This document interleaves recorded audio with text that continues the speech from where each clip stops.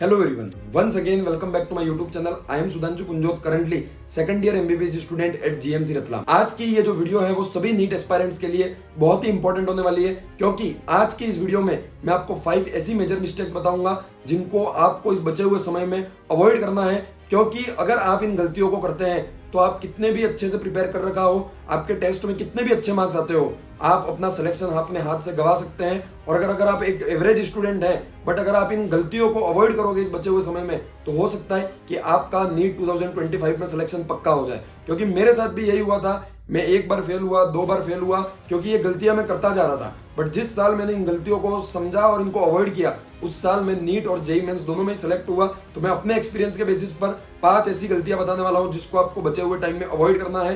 तो बिना किसी देरी के वीडियो को स्टार्ट करते हैं। अगर चैनल पर नए हो तो सब्सक्राइब कर वीडियो को एक लाइक जरूर कर देना। तो चलिए शुरू करते हैं। मिस्टेक नंबर 1 है low confidence and regrets.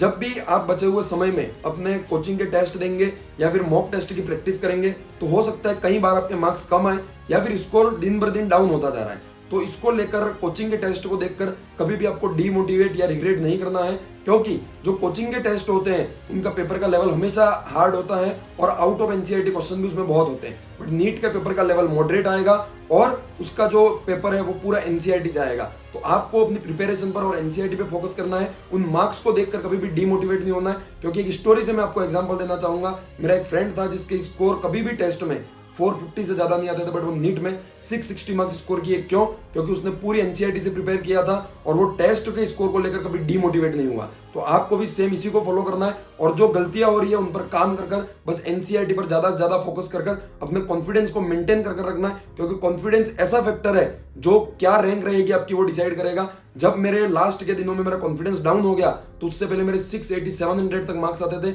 But low confidence के कारण मैं नीट में केवल 630 640 मार्क्स स्कोर कर पाया। तो नीट के एग्जाम तक आपको अपना कॉन्फिडेंस को मेंटेन रखना। अगर बात करें मिस्टेक नंबर 2 की, तो मॉक टेस्ट का एनालिसिस नहीं करना। कई सारे लोग हैं जो तो टेस्ट ही नहीं देते, बट जो कुछ टेस्ट देते हैं वो एनालिसिस नहीं करते, और कुछ एनालिसिस भी करते हैं वो सही तरीके से एनालिसिस नहीं करते। तो मैं आपको ये कहूंगा कि अगर आप टेस्ट दे रहे हैं बट एनालिसिस नहीं कर रहे सही तरीके से, तो वो आपका एक वेस्ट ऑफ टाइम है, कोई फायदा नहीं होगा। क्योंकि अभी आपके मॉक टेस्ट में मार्क्स कम आ रहे हैं। कम क्यों आ रहे हैं? क्योंकि आप गलतियां ज्यादा कर रहे हो। तो जब तक वो गलतियां कम नहीं होंगी आपका टेस्ट में स्कोर इंप्रूव नहीं होगा। और गलतियां कब कम होंगी? जब हम उन गलतियों पर काम कर उनको सुधारेंगे। तो सुधरेंगे कब? जब अपन एनालिसिस कर उन गलतियों को पकड़ेंगे। तो टेस्ट देने का मतलब कभी भी स्कोर देखना नहीं होता है। ये बात आपको इन बचे हुए समय में ध्यान रखनी है। टेस्ट का मतलब ये होता है कि हम कहाँ कमजोर है ये हमको पता पड़े और उन गलतियों पर काम कर बचे हुए समय में हम अपना स्कोर इंप्रूव करें। और यही मैं कहूंगा कि कभी भी स्कोर के ऊपर ना जाए, आप अपनी गलतियों को देखें, सही से एनालिसिस करें और उन पर काम करें। मिस्टेक नंबर 3 है एनसीईआरटी को अवॉइड करना। जब मैंने अपना पहला ड्रॉप लिया था और मैं एक बड़ी कोचिंग में पढ़ने गया था, तो ये होता है कि वहां पर नोट्स बहुत अच्छे से लिखवाए जाते हैं, बट उन नोट्स में कई सारी चीजें ऐसी होती है जो आउट ऑफ एनसीईआरटी होती है और कई सारी चीजें एनसीईआरटी की मिसिंग भी होती है। तो हमेशा आपको ये ध्यान रखना है कि वो सरल नोट्स देखकर, इजी लैंग्वेज देखकर बार बार नोट्स को नहीं पढ़ना है। इस बचे हुए समय में सारे मॉड्यूल और सारे नोट्स हैं उनको बांध कर रख लीजिए। आपको केवल एनसीईआरटी पे फोकस करना है, एनसीईआरटी के क्वेश्चन पे फोकस करना है। केवल फिजिक्स और फिजिकल केमिस्ट्री में आपको नोट्स पढ़ने हैं, बाकी आपको कभी भी ज्यादा नोट्स नहीं पढ़ने हैं। आपको हमेशा अपना फोकस एनसीईआरटी पे रखना है। बस ये ना देखिए कि इजी लैंग्वेज यूं करके बार बार नोट्स पढ़े जा रहे हैं। एनसीईआरटी बहुत इंपॉर्टेंट है, क्योंकि नीट का पेपर किसी कोचिंग के नोट से नहीं बनेगा। नीट का पेपर सर एनसीईआरटी से बनेगा, और एनसीईआरटी जो है वो अगर अपन को याद है तो अपना सिलेक्शन पक्का है। 4th पॉइंट है कामनेस और अपने मेंटल पीस को मेंटेन करके रखना। ये जो लास्ट वाला टाइम है उसमें आपको बहुत एंजाइटी होगी, एंजाइटी लेवल बढ़ता जाएगा, आपको हड़बड़ाहट होगी हर चीज की कि ये पढ़ लेता हूँ, वो पढ़ लेता हूँ, ये कर लेता हूँ। अगर आपने ये किया तो आप अपने सिलेक्शन गवा देंगे। आपको एक परफेक्ट प्लान बनाना है, एक टाइम टेबल बनाना है, एक स्ट्रेटेजी बनानी है। और मैं भी आपको समय समय पर रोज ही इस चैनल पर बताता जा रहा हूँ कि आपको क्या करना है। किसी भी एक व्यक्ति को पकड़िए और उसकी स्ट्रेटेजी, उसकी प्लानिंग को फॉलो करिए, और आप अपनी खुद की एक स्ट्रेटेजी बनाइए और उसको भी फॉलो करिए, और बस उसी को फॉलो करो, उसी के ऊपर कंसिस्टेंस रहो। बार बार स्ट्रेटेजी चेंज करना या ये कर लेता हूँ, वो कर लेता हूँ, ये बिल्कुल मत करना। ये ख्याल आपके दिमाग में आएंगे, पर जब ये ख्याल आए तब एक बात याद रखना कि अगर मैंने ये गलतियां की तो मैं अपना सिलेक्शन गवा दूंगा। और अगर आप कामनेस और मेंटल पीस को मेंटेन करना चाहते हैं तो मैं आपको एक एडवाइस दूंगा, रोज 10 मिनट सुबह उठते ही मेडिटेशन जरूर करें।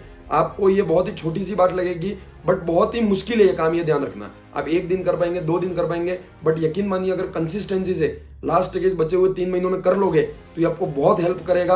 आपको चीजें ज्यादा से ज्यादा रिटेन रहेंगी, रिमेंबर रहेंगी, आपकी स्पीड बढ़ेगी, आपकी एक्यूरेसी बढ़ेगी, और ये जो एंजाइटी है, ये जो आपका मेंटल पीस खोना है, ये सब चीजें कम होती जाएंगी। तो इस टिप को आप प्लीज मेरी जरूर फॉलो करें इस बचे हुए समय में। एंड मिस्टेक नंबर 5 है ओवर थिंकिंग। ये जो बचा हुआ टाइम है उसमें आप बार बार ओवर थिंक करेंगे कि यार मैंने पहले अपना इतना टाइम वेस्ट कर दिया, मैंने पहले सही से पढ़ाई नहीं करी, आज मेरी प्रिपरेशन इतनी अच्छी नहीं है, एक काम करता हूँ मैं एक और ड्रॉप ले लेता हूँ और फिर मैं परफेक्ट तैयारी करूंगा। भाई ये पिछली बार भी तूने यही सोचा था कि एक ड्रॉप और ले लेता हूँ, अगले साल अच्छे से करूंगा, फिर वही 6-7 महीने बर्बाद कर दिए और बचे हुए 3 महीनों में तू यही सोच रहा है। तो ये गलती नहीं करनी है फिर से अपन को। कोई भी व्यक्ति परफेक्ट नहीं होता है, किसी की भी ऑल इंडिया रैंक आने वाली है या किसका सिलेक्शन होने वाला है वो उसको खुद को ही नहीं पता है। आपको बस मेहनत करते रहना है, आंख बंद कर कर एक परफेक्ट स्ट्रेटेजी और प्लानिंग को फॉलो करते हुए मेहनत करनी है। बार बार ये चीजें नहीं सोचनी है कि मैंने पहले अच्छे से मेहनत नहीं की और रिग्रेट कर रहा हूँ, या फिर आपको ये भी नहीं सोचना है कि आगे क्या होगा, अगर सिलेक्शन नहीं हुआ तो घर वाले क्या कहेंगे, लोग क्या कहेंगे, रिश्तेदार क्या कहेंगे, और हो गया तो क्या होगा। ये सब चीजें सिलेक्शन के बाद 4 महीने के बाद सोच लेंगे। अभी अपना काम है बचे हुए 3 महीनों में पूरी मेहनत के साथ अपनी पूरी पढ़ाई करना, बस वही करिए। तो आज की इस वीडियो में इतना ही। Thank you very much, all the very best, bye bye.